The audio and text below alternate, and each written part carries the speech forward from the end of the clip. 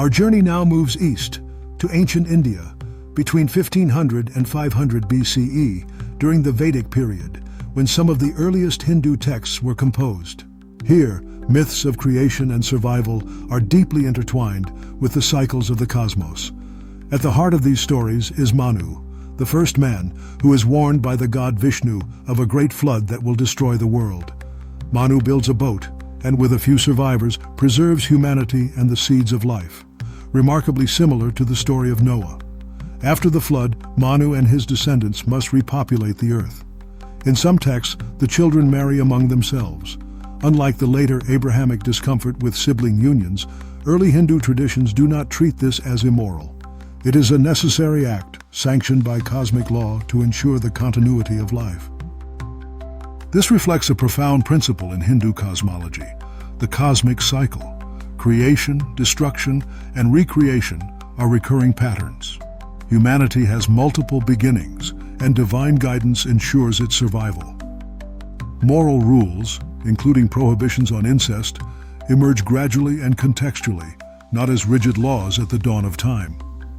The Vedic myths show that in the earliest stories of humanity, necessity often shaped morality. Survival, divine instruction, and the renewal of life were paramount.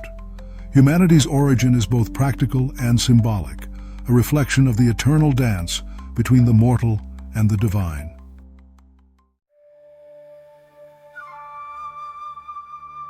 Our journey now reaches ancient China, roughly 2000–1000 BCE, where the myths of human origin are intertwined with the forces of nature, divine beings, and moral order. In Chinese mythology, Nuwa and Fuxi, a brother and sister, survive a catastrophic flood that destroys the world. They are humanity's only survivors. Faced with the urgent need to repopulate the earth, they feel shame at the idea of marrying, aware that in later human society, such unions would be forbidden.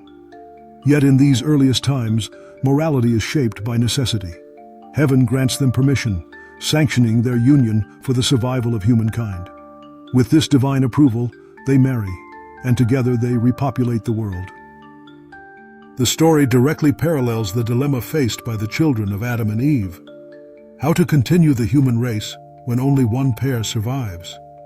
Unlike in Abrahamic traditions, Chinese culture acknowledges the moral tension but resolves it with divine authority. Necessity and survival justify a temporary exception, a concept that appears repeatedly in world mythologies. This myth emphasizes the interplay between morality, divine law, and survival. The early world is dangerous, unpredictable, and governed by cosmic forces. Humans are vulnerable, and the divine provides guidance, even if it means bending the moral rules that will later govern society.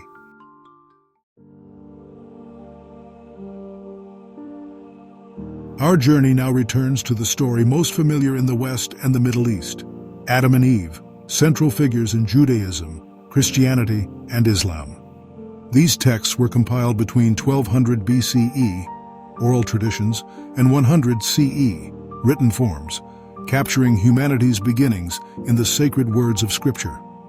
According to the Hebrew Bible, Adam was formed from dust, and Eve from his rib. They dwelled in Eden, a perfect paradise.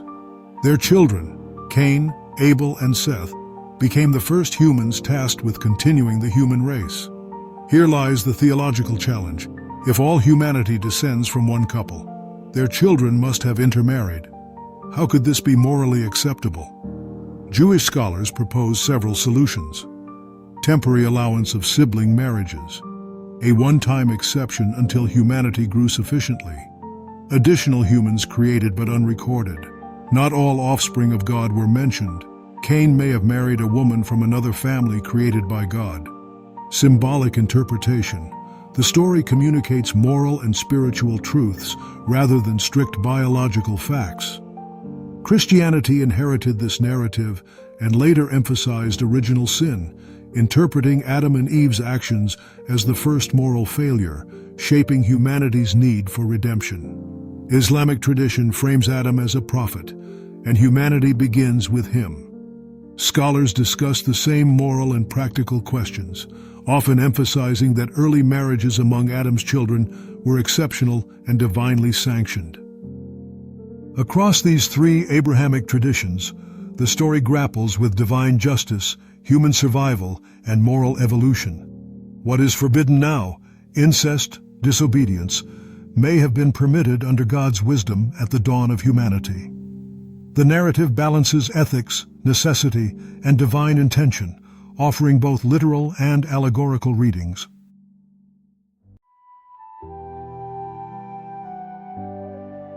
As we trace these myths across the world, a pattern emerges. Humanity has always sought to answer the same profound question: where do we come from? In Mesopotamia, 2100 to 1800 BCE, humans are molded from clay and divine blood, fragile and bound to serve the gods. Floods cleanse the earth, emphasizing survival and obedience. In Egypt, 2500 to 1500 BCE, divine siblings create the cosmos, and pharaohs emulate these unions, blending morality with cosmic order. In Greece, 800 to 300 BCE, Deucalion and Pyrrha repopulate the earth by throwing stones, avoiding moral dilemmas while preserving symbolic meaning. In India, 1500 to 500 BCE, Manu and his descendants survive floods, with early sibling marriages accepted as cosmic necessity, part of the cycle of creation and recreation. In China, 2000 to 1000 BCE, Nua and Fuxi, brother and sister, survive a flood and repopulate humanity with divine sanction, resolving moral tension through heavenly authority. In Abrahamic traditions, 1200 BCE, 100 CE, Adam and Eve's children continue humanity with theological explanations for sibling marriages emphasizing temporary exceptions, symbolic readings, or additional humans. These myths reveal recurring themes: creation from clay, divine intervention, survival through floods, and first pairs tasked with repopulation. The moral dilemmas, particularly sibling marriages, are handled differently across cultures, sometimes permitted, sometimes symbolic, sometimes circumvented altogether. The story of Adam and Eve, familiar to billions, is part of a much older, widespread human attempt to explain our origins. Perhaps its power lies not in literal fact, but in its role as a shared human myth, a reflection of our collective quest for meaning, survival, and understanding of life itself. Maybe across every civilization, humanity has always asked the same questions. Who are we? Where did we come from? And through story, we seek answers that connect us to the divine, to the earth, and to each other. In the myths of Mesopotamia, Egypt, Greece, India, China, and the Abrahamic traditions, we see the shared human search for our first parents, for the meaning of creation, and for our place in the universe. Perhaps this search, more than any literal detail, is the story that belongs to all of us. As our journey through the myths of humanity comes to an end, one thing becomes clear. Across time, space, and culture, humans have sought to understand their origins. From the clay of Mesopotamia to the divine families of Egypt, the symbolic stones of Greece, the cosmic cycles of India, the heavenly sanction in China, and finally the stories of Adam and Eve, a shared theme persists: humanity grappling with creation, survival, and morality. Perhaps the true power of these stories is not in their literal details, nor in resolving every ethical dilemma.